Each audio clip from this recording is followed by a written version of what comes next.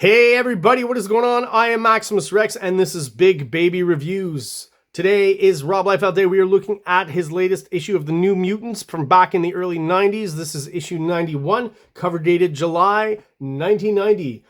Here at Big Baby Reviews, we're on the road to 250 subs. Once we hit that number, that magic number, we're going to have a special vid on offer for all you guys out there. I do want to thank my subscribers up to this point. We're hovering in around the 160 mark, so thank you so much for putting your trust in me and checking out the videos and watching them and hopefully enjoying them. But you are basically just 11% of the viewership of the channel. Looking at the analytics, you do so from time to time. 89% of the people viewing the videos are actually not subscribed. So if you would be so inclined, if you are in that 89 percentile, if you could subscribe to the channel, I would really appreciate it. It really helps us out, helps grow our numbers, and helps get us out there as much as possible. So please, if you can, subscribe and like the videos. Enough shilling. We're going to talk now about the actual comic in front of you here, starting with the cover. So once again, we've got a different inker on Rob Liefeld here. On this cover, we've got Scott Williams, who did ink last issue's cover as well. But kind of like where a few episodes ago I was mentioning about the McFarlane covers, where there's kind of an inconsistency, excuse me, between when some covers look a little more McFarlane-y and others look a little more kind of classic Liefeld-y, and the level kind of moves around. So I always suspect that they weren't necessarily inked in the actual order that we saw them. I could be wrong about that, but I feel like that's maybe what happened, and maybe a little bit of that happened here too with Scott Williams, because I do feel like last issue's cover was a lot more Scott Williams, even though it was kind of a mix, still Rob Liefeld underneath. And this cover here is a lot more faithful overall to Rob Liefeld. You've got all the typical Rob Liefeld folds here. And I really don't see much here that I would not qualify as Rob Liefeld. I'm trying to pick a few things, maybe some of the inking on the armor here, because remember, this is Cable's cybernetic arm, not this one here. So this would have to be armor, right? We'll talk about Cable as well too. And maybe a bit of the shading on the face here is slightly reminiscent of stuff I would see when Jim Lee draws Sabretooth and evil characters. But in this case, other than that, I really don't feel much of the Williams. Not that it's a bad job. I guess it's just a what we'd deem a faithful job. Do you want to point out, though, this character here, Richter, just bad foreshortening all around. I find it, first of all, odd that the thumb would be here and not behind him, as if he was kind of, holding the whole top part of his shoulder. This is an odd, I mean, maybe it's just in front, but I would have maybe changed that. This Liefeld thing, from this angle of no neckedness, is, how do I say that? Not having a neck, basically. I feel like all of a sudden he's trying to do a foreshortened head kind of tilted over, but we lose the neck. There's no more neck. The waist is kind of ridiculously thin there, and the bad foreshortening here. It's unfortunate because, I think Cable looks really good here. Sabretooth is pretty good as well overall, but yeah, Richter, I guess it was deadline time and just didn't have time to fix what needed to be fixed. Overall, though, a pretty cool looking cover, because I don't think you spend too much time on that. It just looks a little odd within the other characters being so, cool looking and dynamic, I would say. So without further ado, we're going to have a look inside. So obviously, stating that Sabretooth is in here. Sabretooth was tough, then came Cable. So, they're kind of trying to promote Cable as a tough guy. Later on, he's going to be with Wolverine. He's with Sabretooth here, right? So he's kind of having all the heavy hitters guest star and give Cable credibility, basically. So here we've got Caliban as well, which I talked a little bit about last issue. We're going to look at the credits. I think that's a pretty cool opening splash page. Looks good all around. The only thing I'm going to say, I'm pretty sure Hilary Barta is the inker once again. I find that in these issues, I've heard Hilary, I don't want to say she, because I'm pretty sure I've heard that Hilary Barta is actually a man. So, I don't want to misgender anyone. Hilary is just generally a lady's name. So whatever gender the inker is, doesn't really matter. Does a great job. Just, adds lines that are somewhat thicker here and there, and contour lines and stuff that I don't necessarily associate with Liefeld. I think the team works together well. I think it helps to, make Liefeld a little more graphic and things pop out a bit more from the different planes. And does a fairly good job overall. The only real difference, like I said, is these fat contour lines, thick contour lines that I don't think Liefeld really does himself when he inks himself. So that's a great splash page. Good shot of Sabretooth, right? And we're going to get a lot of fighting between Sabretooth and Caliban.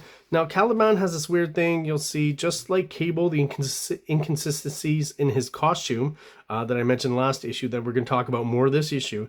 Caliban's face, I'm not quite sure what happens there. Sometimes it like armors up or something, but there's inconsistencies in the ways that, I hate that word, in the way that Liefeld depicts it throughout the issue. So we're going to look at keeping a close eye on Caliban and on Cable. So let's just go back real quick here. Yeah, so look at Caliban's face here, right? That's kind of his regular face, I'll say, and then it changes sometimes. The mouth disappears, right?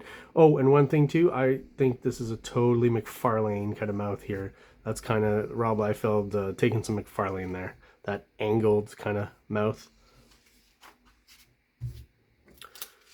Caliban, I mean, he never caught on, but I mean, not a bad design. I think he looks kind of cool. He looks kind of almost like he could fit in with the New Gods or something.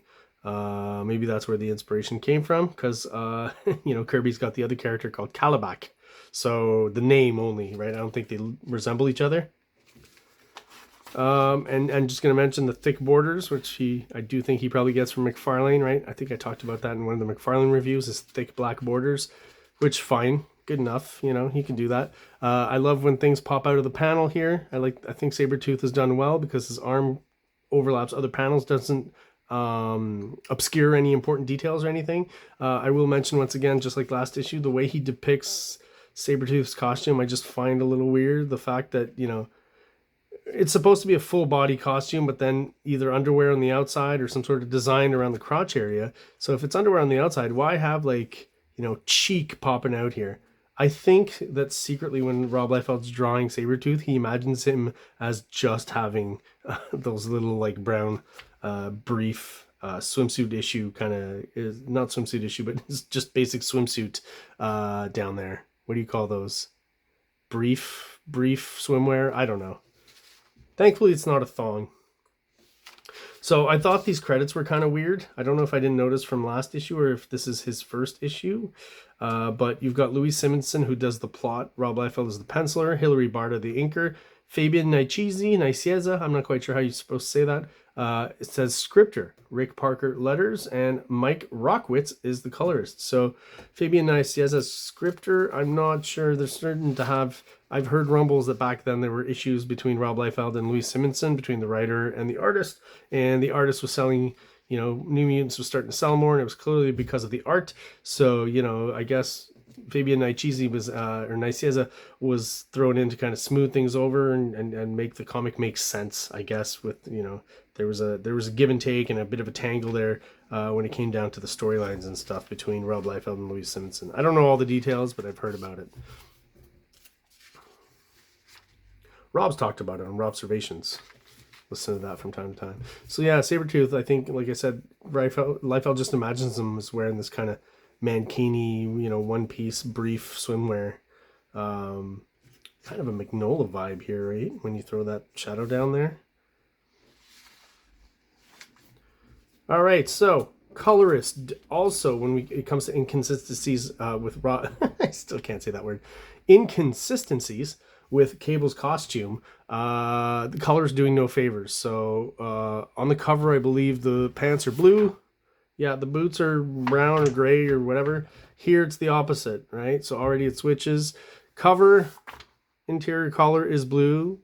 Maybe that looks bad and should have been more like what they did here. Two tones, right? The blue around and this kind of gray brown, whatever you want to call it. And blue on the chest here, but not on the shoulders. So very inconsistent. So that doesn't help. And you'll notice in this issue, I don't think there's too many changes, but one that you'll notice eventually, this kind of headgear deal here is going to disappear. But some pretty solid art all around. Still doing a lot of storytelling, a lot of panels, very dynamic, very, like, I get why this book was popular back in the day. You know, a lot of characters, it really moves, right? I think this panel here, once again, those down shots that Liefeld is very good at, and here's another good example of that. Here's an example where, you know, you're getting close to Rob Liefeld type faces, but the inking is just not quite exactly right. And there might be instances in this comic as well that I think Rob Liefeld is inking his own faces. When I say his own faces, the characters' faces, and more specifically Cable. I'll try to point that out when I see it. Classic shot, right? This is the Wolverine shot, I guess I'd call it. Sabretooth looks cool overall. Like, you know, I talked about last issue as well, the way he kind of makes, you know, even though he's blonde, he makes it kind of like a even longer and wilder Wolverine kind of hair. I don't really like. I like when Sabretooth seems to just have, I guess, long hair, or just curly, wavy, long hair. More of a mane. You know, Wolverine's hair represents or looks kind of like an actual Wolverine's ears and fur and stuff. So, you know, I don't think it makes sense for Sabretooth to have that same style, you know, just a little bit longer. Get a few of these down shots again, I think are excellent. It seems like the hair is just getting higher and taller. Like he's slowly turning into oh, what is that character? Blood Wolf. That would come later in Image Comics. There was a face in here. There it is. Okay. This is weird looking. Is there like has he seen Akira at this point? There's like a bit of an Akira inspiration I find in these kind of shots here. Art's starting to kind of wane a little bit. Maybe the deadline's looming. He's drawn faster. Again, maybe that's why we're not getting as many Liefeld inked faces. I was hoping I'd see a few, but I haven't seen any yet. Here, just a weird kind of angle that Liefeld, I don't think, tries that much later on, or maybe he gets better at it. Just here, it looks a little odd.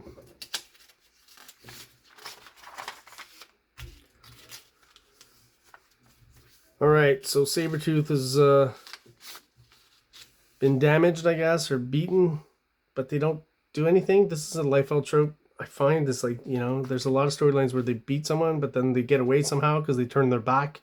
It becomes kind of a trope. It's kind of an easy way out of the story, obviously, and have the character come back later. But, you know, he seems to fall back on that a lot in some of the storylines. So here's a similar angle to what I was talking about before on the prior pages. Maybe this one's a little bit better, right? But this is such a Liefeld face, right? Really using that down shot a lot in this issue. So Cable's costume, pretty consistent, but now the shoulder pads, you know, the back of the jacket has returned to blue, right? That's a coloring thing. But then the elbows, or sorry, the shoulders are supposed to be blue as well. You know, one's blue, it's just so inconsistent.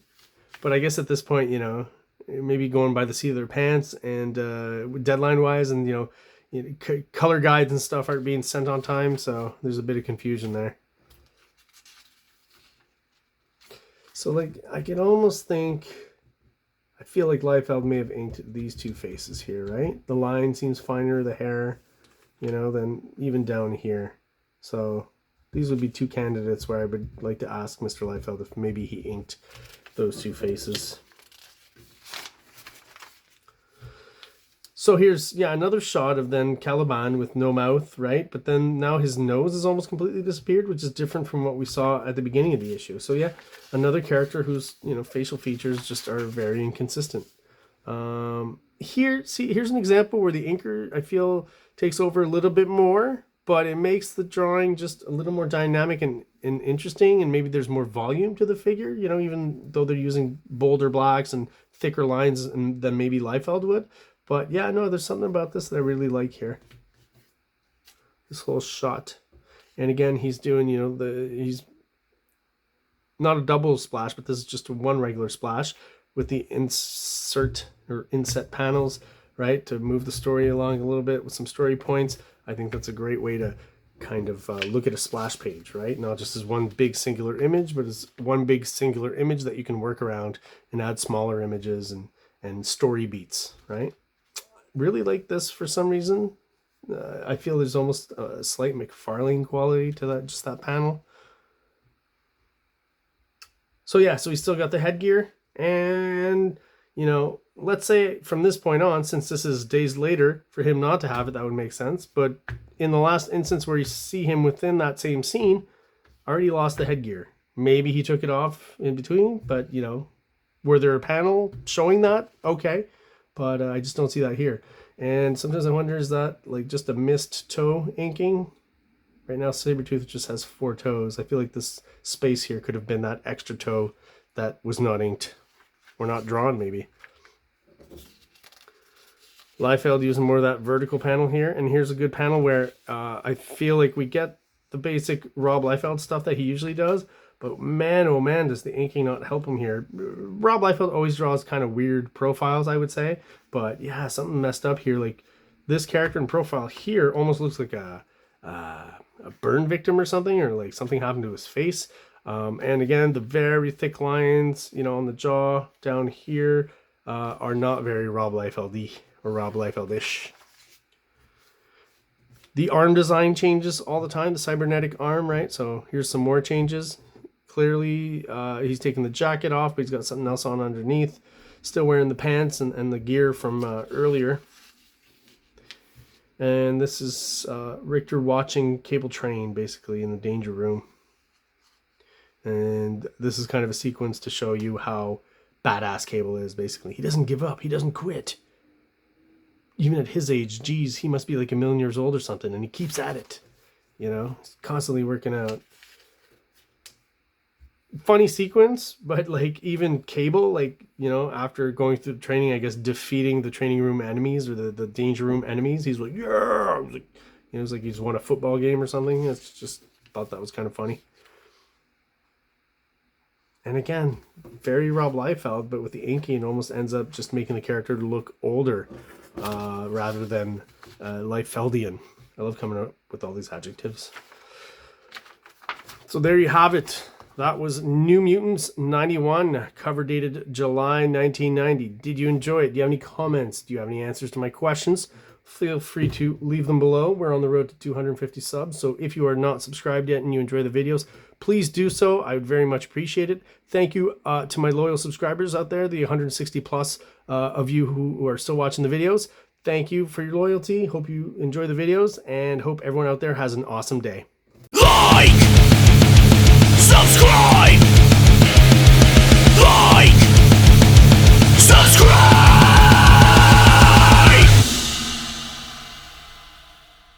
King Comics presents Big Baby, Volume 1, Issues 1 to 13, 204 pages of story and art. King Comics also presents Star Crasher one-shot, 32 pages, cosmic sci-fi surrealist adventure. You can find these fine comics at KINGCOMICS.CA, at MaximusRex13 on Instagram, or on Facebook, MaxRex or Big Baby.